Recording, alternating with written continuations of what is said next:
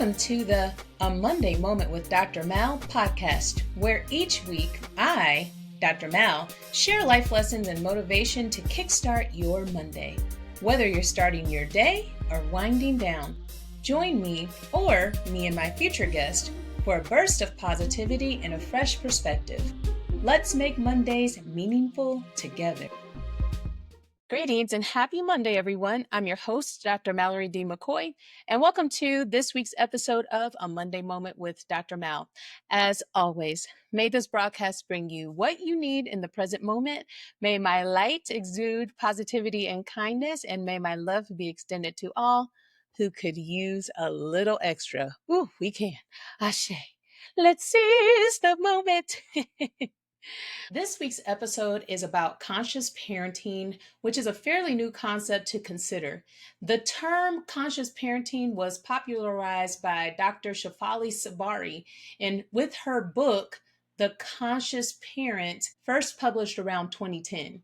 While various mindful and children-centered approaches to parenting had existed earlier, Dr. Sabari's work brought the concept into mainstream awareness by emphasizing self-reflection, empathy, and respectful communication as the foundations of raising children. So, you know I love me a good definition, and I'm team #facts over feelings. So let's get into it. Here's a list of things you should know about conscious parenting. It's all about self-awareness. Before we help our kids navigate the world, we have to understand our own emotional triggers and responses.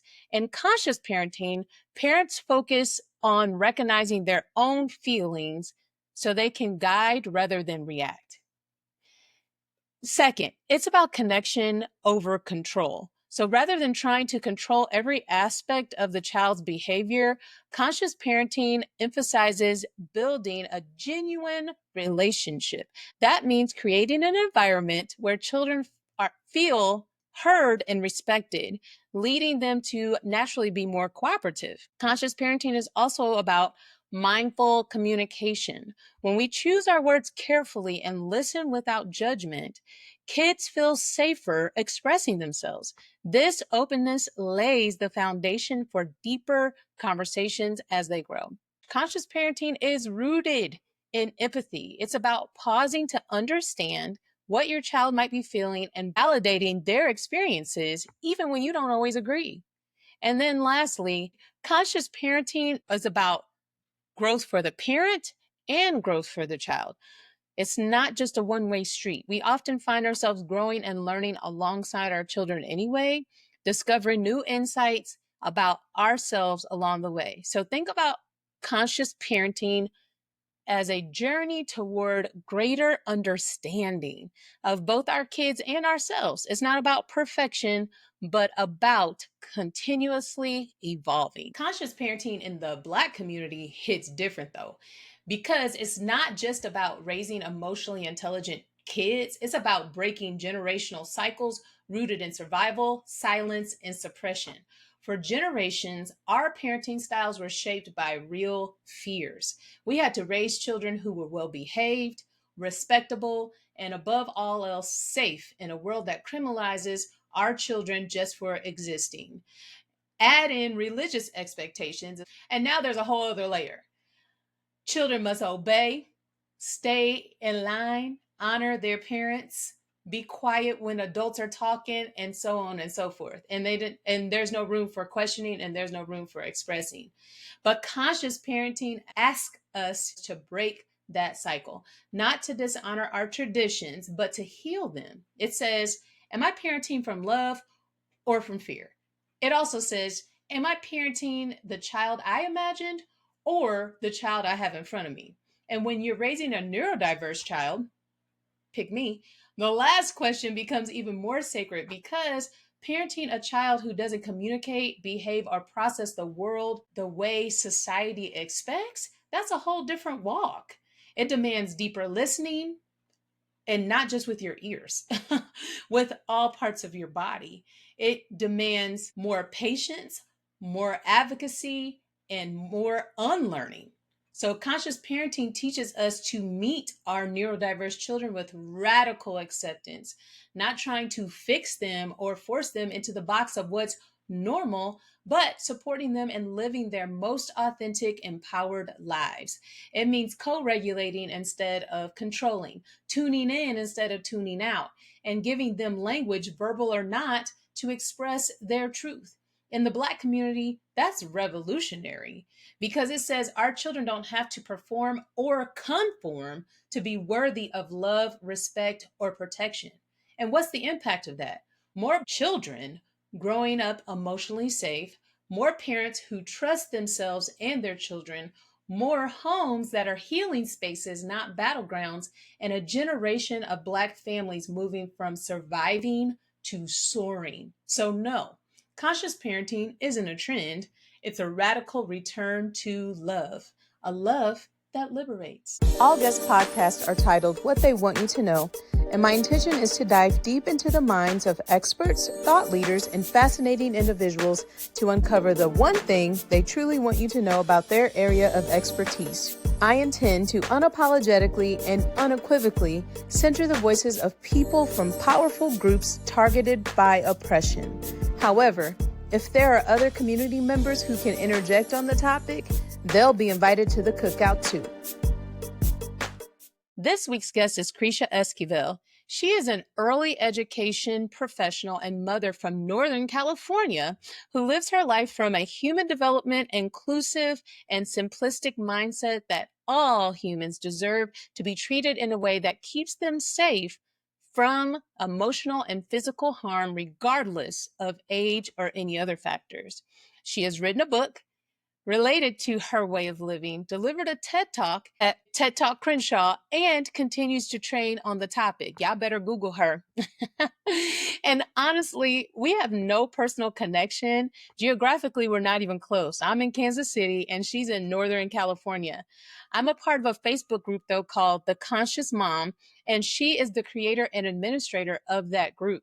So I reached out to all of the administrators to ask if they would be a part of this podcast, but she was the one that said yes. I'm learning that someone's no is not a rejection. It simply means that I just have to ask someone else. But in this instance, I didn't have to. And being able to make connections with people near and far is by far the best thing about the internet and social media. So I'm thankful to have made the connection because we had such a beautiful conversation, as you will see. I know who I'm linking up with when I visit Oakland, California. You will for sure want to grab a notebook and get ready to take some notes. So without further ado, here's what we Hi, and welcome to the podcast. I am so glad you're here. And like I said before we start recording, I'm really honored that you agreed to be interviewed by me. And I would like for you to start by telling my audience a little bit about yourself. Hi, I'm so happy to be here. I love doing podcasts. My name is Krischa Esquivel. I work in the field of early education. That's my passion, working with children, working with families. Most importantly, I have two children. They're 16 and 18 now. So just even saying that, like the journey has just been amazing. But they were also my motivation for the way in which I parent, for the path that I've taken. So them being the age they are now and seeing the outcomes of conscious parenting, nonviolent parenting has been amazing. So, I have a dog, I have a cat. My house is a madhouse. I'm a dance mom. I'm a professional. I love being outdoors and I love coffee. That's what keeps me going. Okay, coffee girl. And I should tell my listeners you are in California and I'm celebrating because you're my first out of state guest. So, Yay, California girl here. yes. And have you always been in California? I have. I was born in Northern California. Now I live in Southern California, probably about 45 minutes outside of LA. Oh my goodness. A dream. I love California. I haven't been to North California yet or Northern California, but I've gone twice and spent a week each time in LA and in Long Beach and Culver City specifically. And I was just like, take me back. It just feels very dreamy. So Yeah, it's nice. You have everything at your fingertips for sure. Yeah, Every food, every shopping, and everything. everything. And then I think probably for me, because I'm Midwestern and we don't have a lot of diversity here, we don't have as much diversity as California. Just walking down the street and being able to hear people, like you walk past a group of people, they're speaking one language. Then you walk past another group of people, they're speaking a different language. That to me just really, I mean, it just filled my soul. Yeah, yeah, I agree. Home. It felt like home. I was like, get me out of here. And so I've invited you to the podcast today to talk about conscious parenting, which you spoke a little bit to when you were introducing yourself. Can you tell us a little bit about, aside from your children, what led you into this journey and what was your turning point in parenting? Have you always been a conscious parent? So for me, it's really hard to pinpoint my turning point. I remember when I was younger, just feeling certain ways when adults said certain ways, certain things to me, just kind of feeling like, being dismissed. And I just didn't like the feeling. I've always worked with young children and I've always been very aware of how I make them feel, whether looking at their body language, their facial expressions, just kind of getting the sense of safety around them. And when I see children who either look scared or, don't feel safe, something about that really hurts my heart. I'm very much an empath. And so my degree has been in child development, child and adolescent development. And so in learning about all the different attachment styles and just what happens to the brain at so many different parts of your life. And I did all this prior to having kids, but while working with children. And I started off working with children with special needs. So they have, children with special needs have always had my heart. And so when I had my own children, it was just something I was very cognizant of, just being very aware of, would I say or do something to them that I wouldn't want done to me? It seems very simple. And also remembering what it felt like when I was younger. That's always been my mantra. Like, I remember when I was X, Y, and Z, and someone told me, stop crying, you're okay, right? Or whatever it is. Mhm. Um, I feel like I've always been a conscious parent, but I didn't know it. I thought I was, there's been a lot of iterations of the term. I thought I was an intuitive parent. I would just follow my children's lead. This is what they need. I'm reading their cues. I'm getting to know their temperament. And then as they became older, my style, how I parent them seemed to be a little bit more radical, a little bit more non-traditional. So I started reading into it more and realized, oh, there's another term for it, conscious parenting. And then I took it a little step further based on my upbringing. And when I wrote my book, it was on nonviolent parenting because so much of how we treat children, we only look at violence from the physical lens, but we know as humans the psychological damage that can be done in so many ways. So I wanted to kind of shock people with the word violent so that they understand there are so many different ways in which we are violent towards young children and the ramifications of it. I really got deep into it when I was married and then we separated, divorced eventually. And it got me realizing, like, okay, I'm on this journey with two little ones. I'm a little bit outnumbered. How can I create a partnership with my children to give us all what we need? How can I, regulate myself so that all of this adult things happening doesn't affect them, doesn't push down on them? I don't lash out on them because it's not their fault.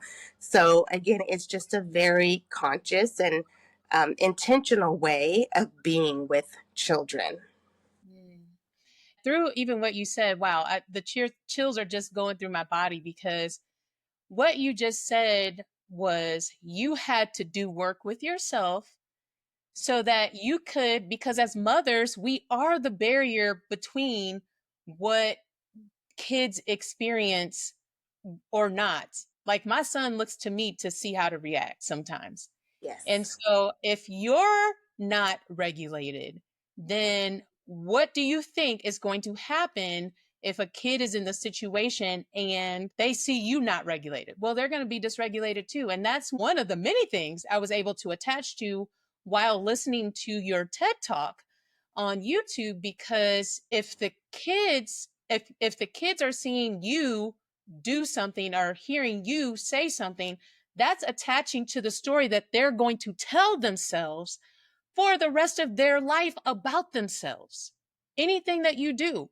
I even think of my own story, Krisha, about something was happening to me when I was younger, and I went to tell the adults that are supposed to protect me, and they told me that it wasn't happening. So, guess what?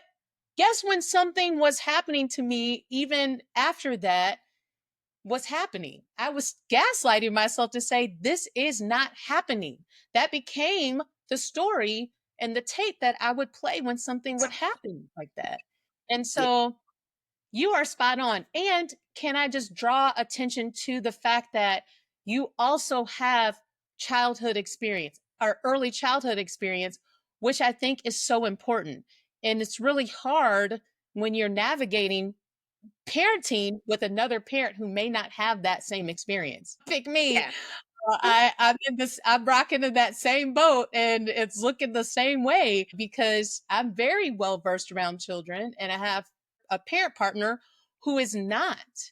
And so that's also so be, you're trying to translate these little kids' voices and these little kids' actions to the adult who doesn't have the experience to know what that language is. And then, you know, it's rocking the boat between you and the partner because you can talk. I said this in my last episode. Before you get into a relationship, you can talk about everything that you want to talk about. This is how I'm going to react to this. This is how I'm going to react to this. But until you get into that situation, you don't know. And parenting is huge because we say, hey, that's something you need to discuss with your partner before you become parents with them.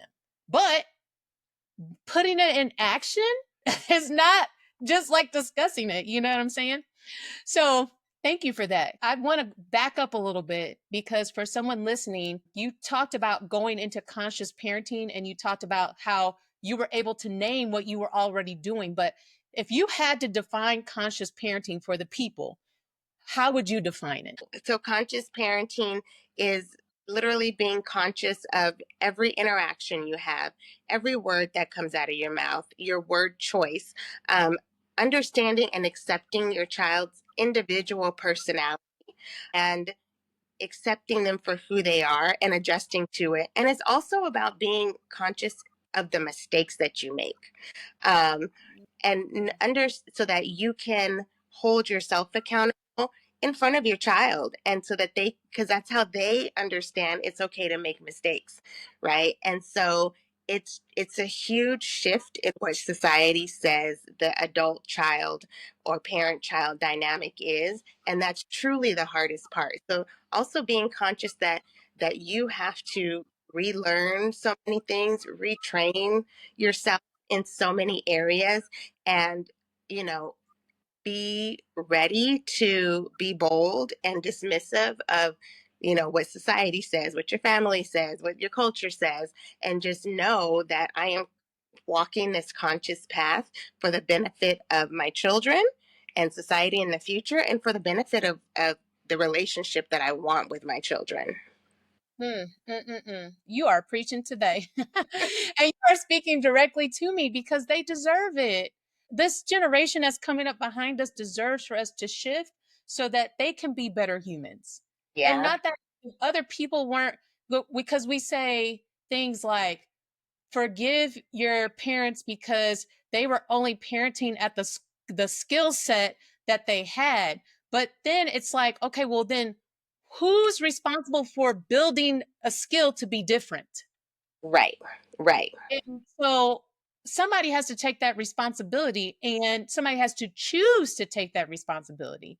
And I think what I hear you saying is because you chose to take that responsibility, your kids are able to have a safe space to flourish, to feel feelings, to Make mistakes. Oh, that's so huge. That's Yeah. huge.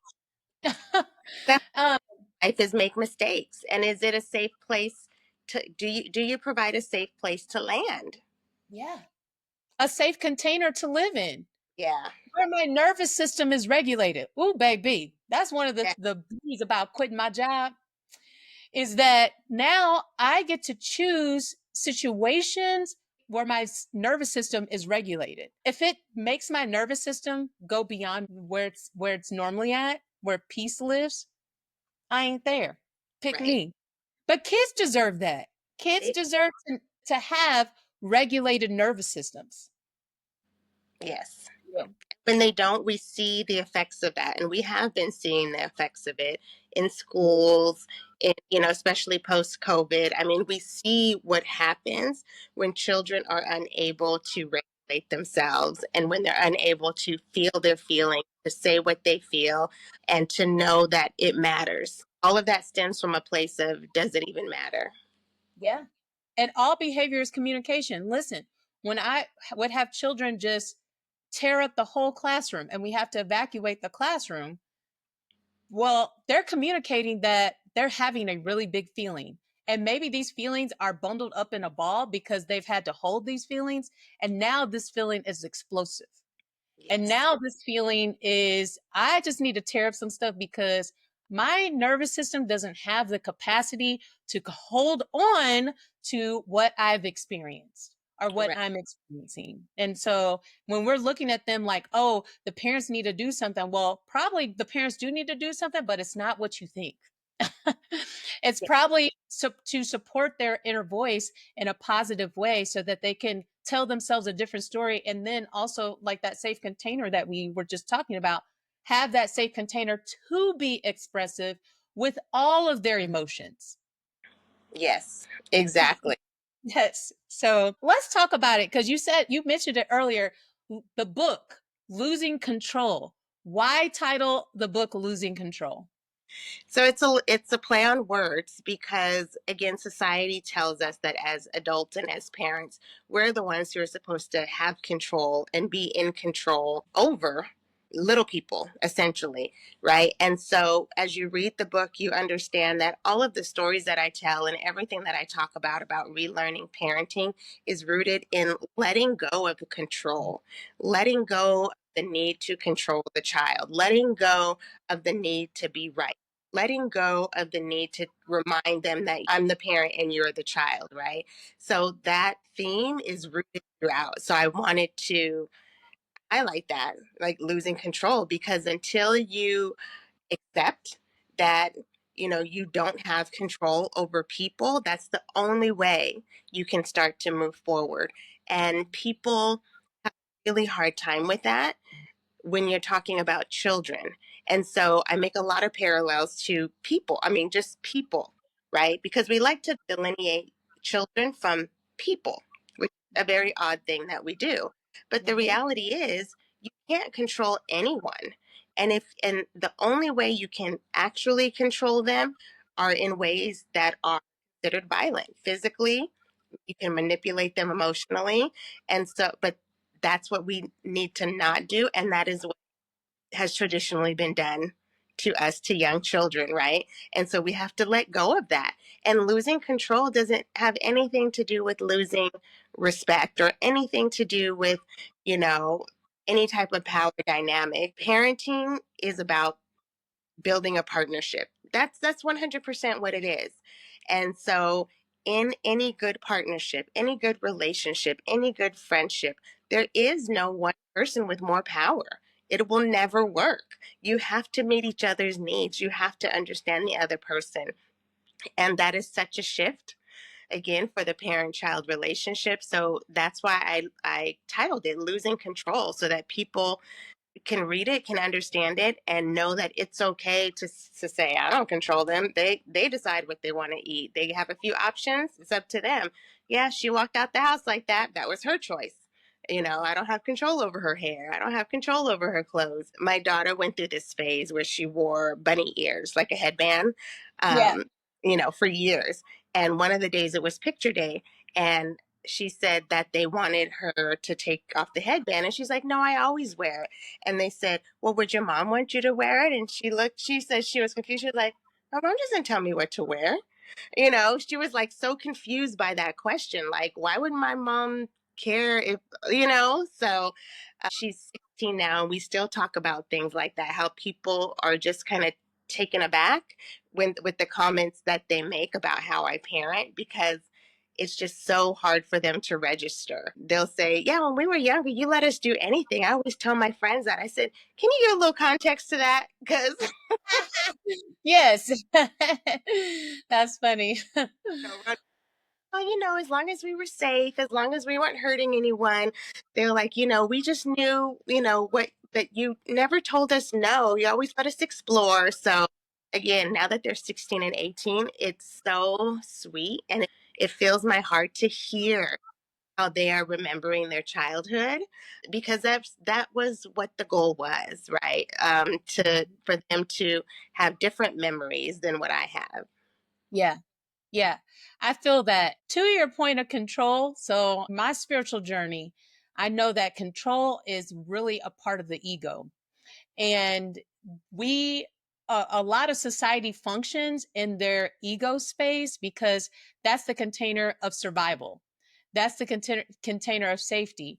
And specifically in the Black community though, so we also have that container of ego, but then we also have this transgenerational trauma attached to our DNA where we learned that control was violent. And I always go back to this study about the mouse, and the first generational mouse was shocked and smelled lavender every time it was shocked. And then second generation and third generation, are you familiar with that? And I always think about how I lived in my grandmother's belly. And so the traumas that she experienced are still in my DNA, and how both of those things walking in parallel. We have a whole lot of work to do. We Black do. Black women specifically, because that container, Black men don't have to carry generations of babies. We do. Right. And so Black women specifically, like, I hate that everything's always on the Black woman's back, but we have to walk that walk. We have to confront why we feel like we need control. We have to confront even our partners who feel like they need control over someone so little and so small, and not even think, like my son is 8. He has only lived life for 8 years. Yes. The container of his skill is in a box of 8 years. That's all he's experienced life. And so we just have to think different, but it's also, I recognize and acknowledge the difficulty when you also may not even understand that it's attached to Hmm. generations and generations of hurt and generations of pain. Yeah. Well, and the other part of that too is that we've also been told that, okay, control is negative on one side because it's violent. But if I do it from a place of love, I'm keeping you safe and alive. Right. Yeah. So it's also these mixed messages. And in the Black community, again, I have a Black son, we see and we hear that message. And so, all of that is trickled down too. Like, the best way to keep your Black son alive is to have a tight rein on them. Don't let them do this. Don't let them do that. Right. Like, all of these things that come into play that down the line, they hinder them. And then you have these, 40-year-old men, and they talk about their mama's boys and they can't do this and they can't do that. And you look back and it's like, well, probably because they were trying to keep him alive, but really, she may have stifled their development. So, yeah, it's these May two messages. May did 100%. did did Yeah. heavy on the did. You watch my podcast that I recorded that will be airing not this upcoming week, but the next week after. We talked about that because both of us are boy moms. And so we're also having to walk through that. trying to decide like the line of because also we have autism in line with that. So Yeah. autism, black, boy, behavior, societal expectations of black boy with autism. Like we there's all these intersections, you know? And just trying to navigate that so that yes, they aren't debilitated and unable to do for because we always did stuff for them. Yeah, it's just it's there's so many layers to it. So and, yeah, and I remember having those discussions with the kid's father, and black man, so he had his thought process, and in my head, I'm like, but he's 8. Yes, he's had this experience, and that breaks my heart. But let him be a kid a little while. Let's talk about things that's age appropriate. And then his sister, she's very, very fair skinned, so also kind of like that hurt of knowing that she'll never experience the same things, but she's watching and they're so close. So her confusion, her being sad with her brother, right? Like there's so many things that even though like the child may not experience it directly, they see it in the world. And so, how are they interpreting that based on how we treat them at home? Are we validating what the radio or TV, whatever says by how we talk to them and how we treat them? Or are we, teaching them that, oh yeah, that's a stereotype that doesn't encompass you? Yeah. Whew, girl, you are speaking to my soul today. This is good stuff. And so, in your TED talk, you spoke to 5 common elements of violent parenting. So, hitting is 1, screaming or yelling is 2, instilling fear is 3. But I forgot the other 2 specifically. But I was surprised by 1. Do you know which one I'm surprised by? Um, the instilling fear? No. Well, I was surprised, and maybe it's not one of the 5, but when you talked about the look. Oh, a lot of people get surprised by that. So, as a mom of a non-speaking child, he doesn't communicate with words, but he communicates non-verbally. I use the look quite frequently, but it's wild because he also uses the look like, can I do this? And then I look at him like, don't even try it. But I was surprised by that. I was like, well, I'm killing the game at the other ones, but that one, you listen, that is my go-to. But it also matters the messages behind it, because the typical look is a threat, like I dare you to do it again or else, right?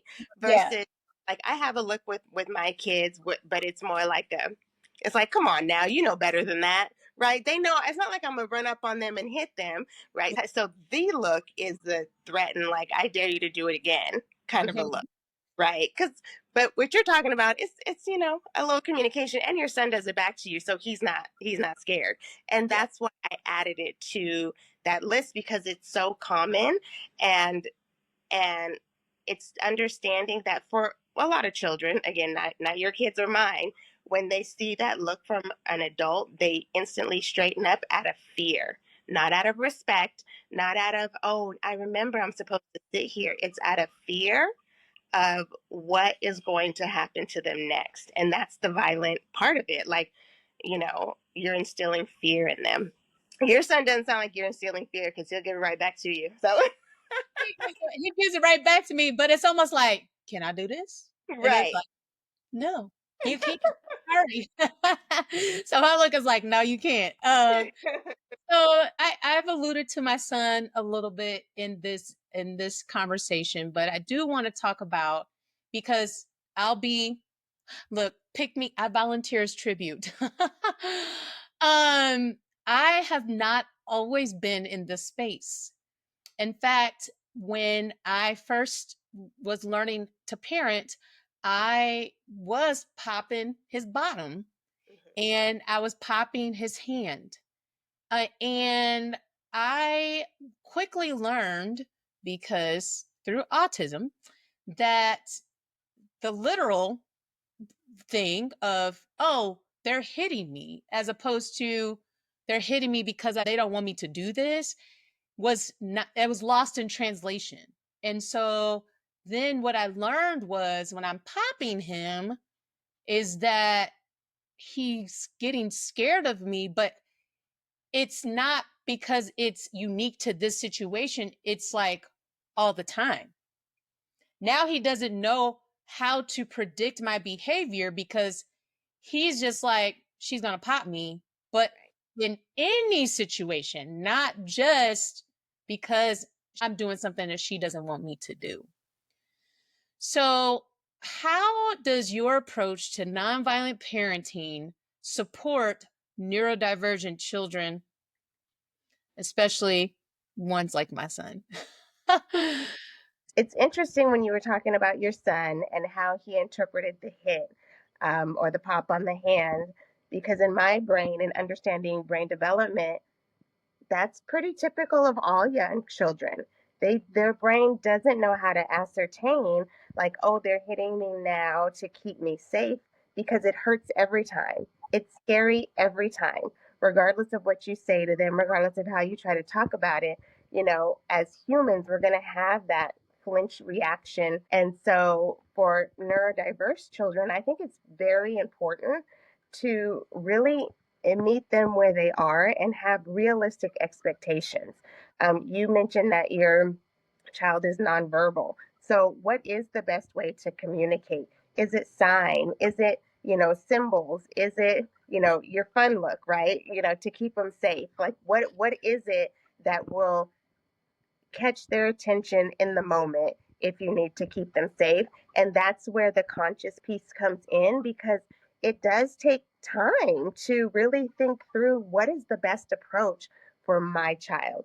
And that's the thing for my child. So if you notice in my book, there aren't really any like do this, and this, and life is good, because it's all trial and error. And we know with children, oh, my the funny look worked today, and tomorrow he's gonna act like he doesn't know what you're talking about, right? And so um, all of this is trial and error, and I think the biggest disservice for children who are neurodiverse is trying to get them to do what we think or feel like typically developing children are doing. So it's really understanding, again, where they are, what they need, and to your point, like, what is their behavior communicating?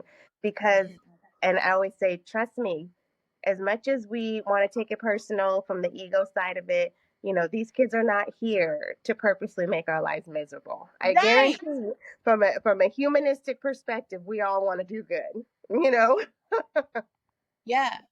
Yeah, I think that is really the root of the need and the reason why you have to confront you. You have to meet you at the door. Because if you're punishing the child because they make you feel a certain way, then you need to confront why you feel a certain way when Yeah. they do what they do, when they're Yes. being kids.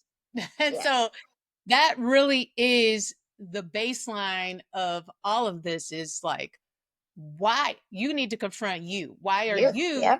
feeling some type of way by them being a kid? Yeah, and that's literally what it is. And I remember my kids are very close.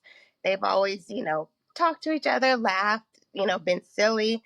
And I just remember, like, when they would really be into it, laughing, playing, like, wrestling, just how irritated I would get inside. And I had to, like, talk to myself and not say anything and be like, they're just being kids, they're just being kids. But in working through and thinking through, it's because I grew up, and again, you are to be seen and not heard. When if we were at my dad's house and me and my siblings were laughing and talking, if we were too loud, he'd tell us. If he just wasn't in the mood, we'd have to be quiet, right? And so I had to learn that, this is what kids do, and also be happy that they're getting the childhood that I didn't have. Because what happens so many times, too, if you hear from parents, is that there is a sense of jealousy. You might not call it that, but there's a sense of loss. And I don't want to say you're jealous of your children, but it's like, but I wanted that. And Yeah. so it is like just remembering, like, no, this is what they do. When I talk to parents, and let's say the 2-year-old is always saying no, right? They're like, how do I get them to stop saying no? I said, congratulations, your child is developmentally on track. Mm, Like, let's reframe. You can't get a 2-year-old to stop saying no. This is literally what they were built to do. yes. Yes, period. So, yes. Oh, this is speaking to my soul. So, if I'm a parent and I'm listening to our conversation today about conscious parenting, and I haven't conscious parented up until this point, what steps do I need to take, or where do I even need to start in order to shift my thought process into being a conscious parent for my child? I like to say work backwards, right? One, it's never too late, but work backwards and envision what in the long run, when your child is older, what is the relationship you want to have with them, and is what you're doing now going to get you there? If how you're treating your children now, if they were your friends, would you expect them to continue to be your friends for the next 10 or 15 years?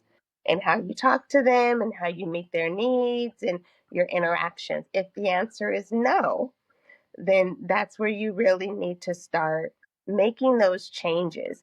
And again, it's so much of conscious parenting is feelings, right? And not all of us like feelings. But when I say feelings, it's also how you feel in a moment. Like really understanding, like, oh, they're playing loud, and I just realized my jaw is clenched, right? Like you have to know what your body does when it doesn't like something. So it really is, like I said, going backwards. In 10 years, if your kids are 5, I want my home to be the laid back home where all the teenagers come. Yeah. I'm not doing that right now. What can I do differently? And then also, which is very hard for parents to do, is ask your child. Yeah. Talk to your child. And this is where accountability comes from, where it's like, I really want to do some things differently. I really want to, not yell anymore, whatever it is, you're doing differently. Can you hold me accountable? There's going to be times when I get frustrated. I'm going to be more cognizant, whatever it is. And kids will hold you accountable, but that's already shifting into, okay, this is a partnership. I did wrong. I'm sorry. I apologize. The biggest thing I like to tell parents also is that when you do make the shift, it's not going to be instant. Depending on how old your child is, you have taught them how to interact with you. You have taught them how to say the right thing to not get in trouble. So it's going to take some time for them to trust that this change is real. So you have to be consistent. You have to not be frustrated that they don't instantly believe. I told you I'm not going to yell anymore. How come you're not talking to me? Because it's gonna take time. So, I my biggest thing though is looking into the future. If you were your child, would you come and hang out at my house if you didn't have to? Yeah, I think that's a great start. But you said so many things with so many layers.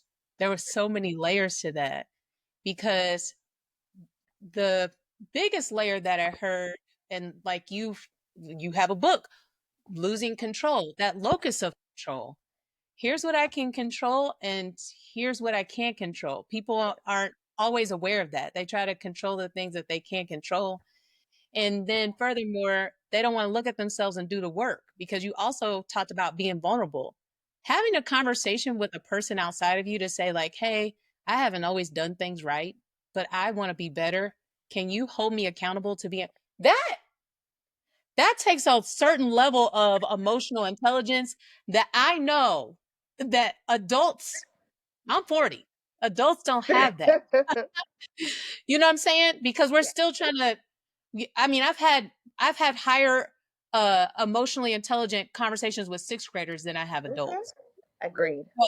So, I know that what we're saying to do is gonna be difficult. There's gonna be some trepidation and at the root of it, fear. Yeah. Yeah. You're gonna be scared because when you were talking, I heard in my head because I was thinking about the males. Not all like that, but I was thinking about how I've heard people say, "Stop all that crying because you're a boy." Yes. So now when we're saying, "Hey, it's okay to be vulnerable," they're like, "But when I was learning to be vulnerable, it wasn't okay." Mm-hmm. Stop Yeah. people in their tracks, family members included, when they try to tell my son to stop crying. Crying is emotion. Let him cry because when he gets older, I want him to be able to express all of his emotions. Yeah. To that point, what advice do you have for someone trying to co-parent with a person who does not have these conscious parenting values, or even furthermore, don't have the ability to move through their trauma and their fears and all the things, all the inner voices that they have? Co-parenting is a tricky one. The kid's father, he goes in and out of it, right? And so what I always say is that your main goal is to model and not try to teach, and to always protect your child. We can't get tired of saying, no, they didn't like that. You can't get tired of saying, it really bothers him when you X, Y, and Z, or her when you X, Y. Like, you can't get tired of it. His reaction, or the co-parent's reaction, is irrelevant, because if you can't take that reaction, imagine your kids. Your main responsibility is to be the buffer, is to be their advocate, is to be their voice, and to be a model, because you're doing two things. You're modeling for the co-parent what your child needs and what is best for them, but you're also showing your children that you matter enough, and I'm going to make sure nobody talks to you or treats you in a way that you don't like, because you deserve to be listened to. You told daddy X, Y, and Z, he didn't listen. Okay, I'll ask him why he didn't listen, and let's see how, what can be done differently next time. And it's a tough thing to do because it's tiring, the amount of conversations I've had, but I would much rather be emotionally exhausted than a child carry that around, because the emotional exhaust, I'll figure it out, right? But the emotional exhaustion of a young child or a teenager who's already trying to figure everything else out, that shouldn't be a burden for them to carry. So that's my biggest advice. You model, you always advocate, and you're always going to protect your child. Oh my gosh. Oh, you listen. Whew, this is like medicine to my soul. You are speaking to me, baby, and speaking directly to me. And I 100% agree with that. And something else that came up when I was listening to you speak is really we have to societally grapple with another ism. So we're black, so we have racism as something that we experience. And then we're women, so we have sexism as something that we experience. But with our children, they experience ageism, which is not something that we actually talk about a lot. But that is what is laced in all of this. The societal message that because they're young, they don't know.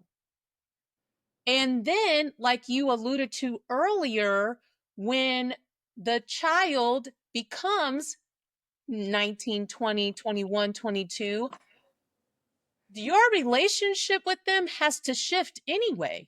So, yeah, you spent all this time learning how to mother or father a child, and then that child gets 18, 19, 20, and plus, they, you had them, but they're not your children anymore.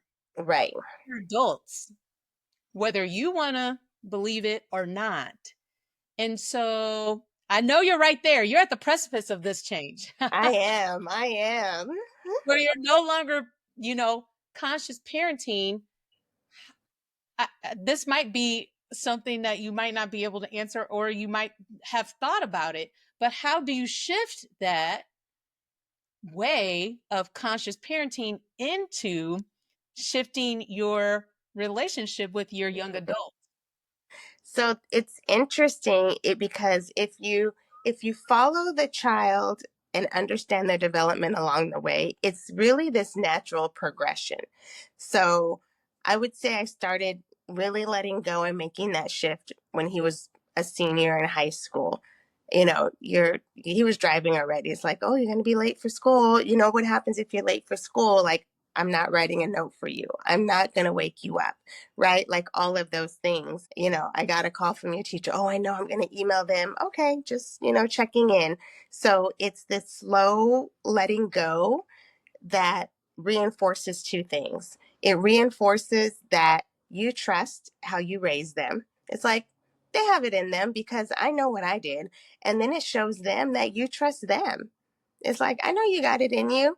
And having those real conversations. When my son, he's away at college, almost done with his first year. And so we had conversations in the beginning, and a lot of his aunties are like my roommates from college. And he's heard all the stories. And I always tell him, buddy, college is where you figure it out. Have fun. I said my first semester, I was on academic probation, not sure when I went to class. I said, but you have fun, you figure out what you like, but you get that piece of paper. It wasn't like I was on the straight and narrow. What are you doing? Um, so it was opening up the door to say, this is what the experience is. You figure it out. And he comes to me often. He'll call me, he'll text me, we send each other memes, like we really are friends. We hang out, right? Same with my daughter. And it's because he knows that I trust you're going to do it. He was filling out his financial aid form, and he said, oh, I was going to do it independent. And I said, no, no, no, you're not independent. I still claim you on the taxes. He's like, no, I meant independent, like I'm going to do it by myself without you helping me. I was like, oh, okay. Like, so Okay, it's buddy. right. Okay, buddy. So, it's giving them the room because again, that says that I trust you.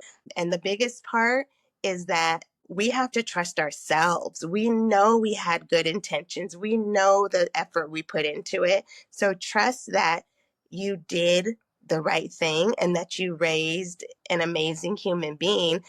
And raising an amazing human being does not mean they're not going to make mistakes. It does not mean they're not going to be like, oh, my bad.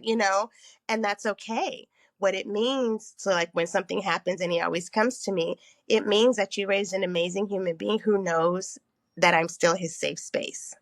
Right. So That it's like this weird kind of like I'm still in awe of it because that's my little baby boy.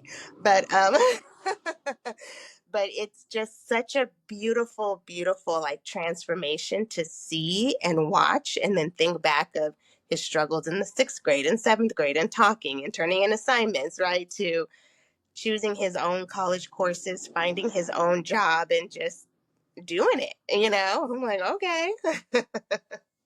that's beautiful. That really is beautiful. Okay, so I asked all my guests two questions. The first question is, what I mean, you told us a lot, but if we could take any one thing away from Krisha, what's the one thing you want us to know?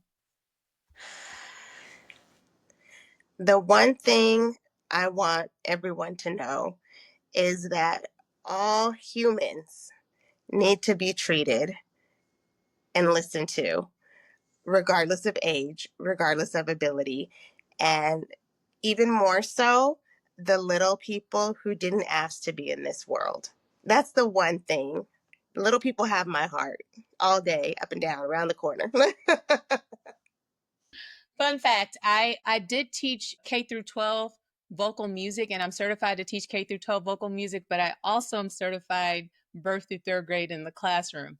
And so like you, little people do have my heart too. I love the They babies. are so much fun. I just cannot. Like, Well, and furthermore, for me, spiritually, they're closest to God. And so when I'm with them, I feel I feel like I'm in heaven because yeah, they're so pure, and they're so pure-hearted. when they Yeah. choose you, you know that they see your heart, and it's like, oh, I like you too.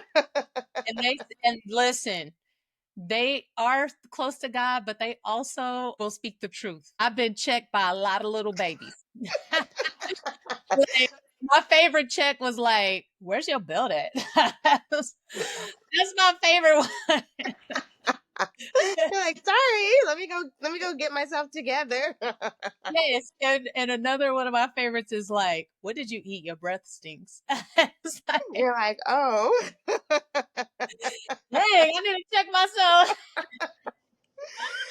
They're So so much fun. yeah, I love the babies. So my next thing that I ask my guests is a prompt. I used to think, but now I know. What in life and all the things. What did you used to think, but now you know? I used to think parenting was a finite time, 0 to 18. Now I know it's a lifelong journey. I love that. And I want to add to that that having a child doesn't make you a parent. You can parent in multiple Yeah. capacities. And you're right. I mean, I just shared with you that I get to hang out with my adult students, you know what I'm saying? Like I parented them. Some of them call me Mama McCoy, which is my last. Yeah, it's a beautiful journey through life, and sometimes our kids parent us. They do. And parenting teaches you the true meaning, the true definition of bittersweet. I never understood that until, like this phase in my parenting. I'm like, okay, I get it now. Yes, yeah. Well, we have come to the end of our time. And can I just say that this conversation has filled my soul, like literally. And I know that this conversation, it can't stop here. And it doesn't stop here because I know that that is your platform and that is what you speak on and are so passionate about. And thank you for injecting that vantage point, you and other people who are saying, like, we have to do something different and we have to do something different so that we can grow a different type of parent because your children are going to be different types of parents even than what you had. And so bringing that to awareness oftentimes is the first thing that we need societally or personally to change. And so thank you for that. And I want to know, where can people find you, your book, your TED Talk, all the things? Tell us Oh, what, man. Where all of can it. you find me? I should know this. So my book is on losingcontrol.com. That's my book. You can find me Instagram. I believe it's Krischa_E. And if you Google me, there's a number of different things that I've written and have contributed to the field of early education or parenting, um, because my goal has always been to really hit the masses. And um, I didn't say this earlier, but as a single mom, it was always also to change the narrative. Single moms don't have to struggle, don't have to be tired, don't have to live and be portrayed in the way that we're seen on TV. So I wanted single moms to know, Black single moms to know that you can raise your children differently, and it can be a house full of love. Yes, 110%. Preach that, sis. Absolute. And it is not weird to say that you are Googleable. That's my etiquette to describe people who got a long resume, baby. I sit in the room with stars. And I don't mind if you shine while I shine. So you better toot that horn and boop. Baby, she's a whole Google search. I better Google her. I love that so much. Absolutely, I do. Thank you so much for being here. Well, that's all for me this week. I'm forever honored that you tuned in for this episode and you continue to tune in for all the episodes. And what a wrap up to my autism series, and what a beautiful introduction to my May shows. A special thanks to Krischa because she is so busy with life, but she took time to sit with me and drop some gems for my audience, expanding both of our audiences because now I have an audience in Northern California that I'm sure will watch. Hey, y'all, and support Krisha. So I'm certainly in love with this connection and looking forward to connecting with others outside of the Kansas City, Missouri area. So my next show, I'm really excited about. It's the first show that I've done in which I haven't experienced what we're talking about. And so I really did lean on my next week's guest as the expert. And it's just beautiful that she was vulnerable enough to share her experience. So my next week's show is entitled What a Lupus Warrior Wants You to Know. It's certainly a show that you don't want to miss. So until then, love and peace to all of you. Have the best week. Thank you for tuning in for a Monday Moment with Dr. Mal, now proudly a part of the Alive Podcast Network. You can find this show on the Live Podcast Network website and app, and you can find this podcast streaming across your favorite podcast streaming platforms. If you love to have the visual, you can tune into my YouTube channel, When Mallory Lives, to see this show and catch up on all my shows from the beginning.